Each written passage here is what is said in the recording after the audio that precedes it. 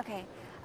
So your grandfather bootlegged, I don't know how you say that, bootlegged moonshine. Yeah. I've had moonshine. I'm from Ohio. Oh, there you go. So that made you connect to the character a little bit. Did that help you channel Dillinger a little bit, or tell me about that process? Oh yeah, just to find that sort of common connection, you know, the fact that Dillinger was born and raised about 60, 70 miles from where I was born and raised, was the moment that I could hear his voice. You know, that was the moment when I knew what he sounded like. I knew what he acted like. I knew that confidence, that strut, you know, and because I'd seen it in my grandfather and I'd seen it in various men I'd known all my life, you know, my stepfather. And, yeah.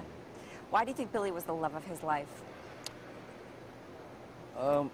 They were perfectly matched, weren't they? They were perfectly suited. Here's this guy who, you know, whose society had basically, you know, tucked away in some, you know, penitentiary for 10 years for some, you know, relatively small crime he committed.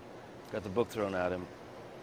So he's the ultimate outsider, and then here's this half French, half Indian girl, you know, that was certainly frowned upon, you know, in you know, hoity-toity society back then. They, I think they had an instant connection, and there was an instant sort of fire between them. Yeah. Can you tell about the experience going through the prison? That must have been very surreal. You mean in Crown Point, escaping, or in Statesville? Statesville, yeah. Statesville was wild, you know. Statesville was wild because, you know, it's an active prison, and we were shooting there, and funnily enough, it was a place that my stepfather had spent some of his time there.